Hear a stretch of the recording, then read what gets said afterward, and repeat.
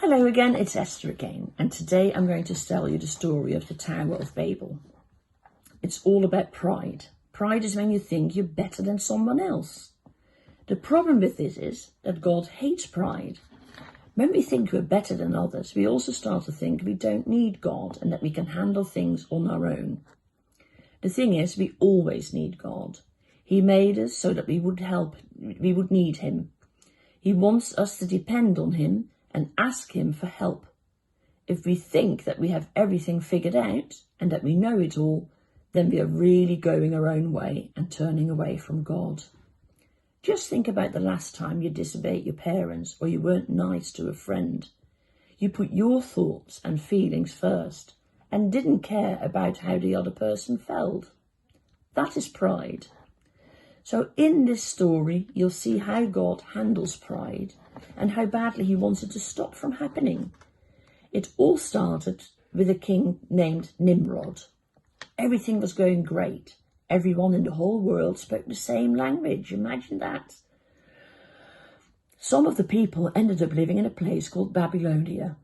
And then King Nimrod decided he wanted to be famous. He wanted everyone to know him and how great he was. He convinced the people that lived in Babylonia that they too could be great if they built a tower that went all the way to heaven. So the people went to work making bricks for the Tower of Babel. It was hard work, but the people wanted everyone to know that they made the tower that reached heaven, so they worked that much harder.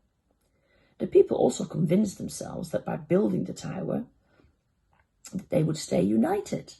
Since they already spoke the same language, now they would be building the tower together. Their pride had taken over, and all they were thinking about was that they'd be known in all the world for building the biggest tower and the best tower. God could see what was happening all along, but he decided to come down to earth and see the tower the people were building. God could tell the people's hearts were more focused on themselves and the tower than on him.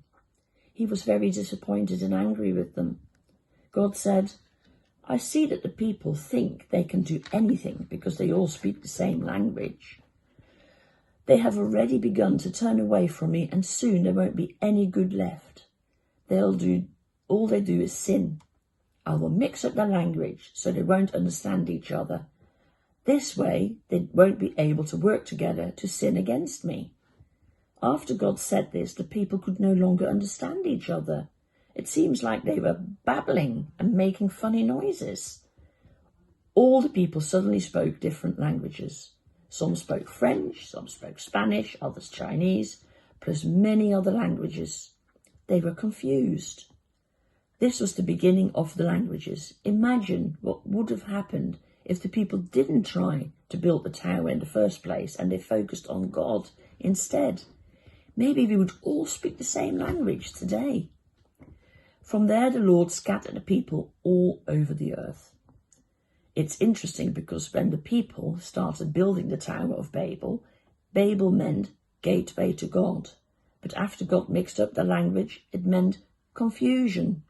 Even the word Babel that we use today is said to come from that day when everyone was babbling with confusion. So you can see how much God hates pride. The people could have done amazing things for God when they all spoke the same language, and they could have been unified that way. Instead, they decided to do something silly and build a big tower just so other people would notice them and call them great. The opposite of pride is humility, or to be humble. The way you can be humble is by realizing that everyone, poor people, people with disabilities, people of different races, etc., is special. Each of us might be good at some things, but you can be sure that each person is special at something that you're not. If you want to be humble, remember to listen to your parents and those in authority, be kind to others instead of putting them down, and read your Bible and pray. By doing these things, you're not just focusing on yourself. After all, pride causes a lot of trouble, doesn't it? Good night and see you again soon. Bye-bye.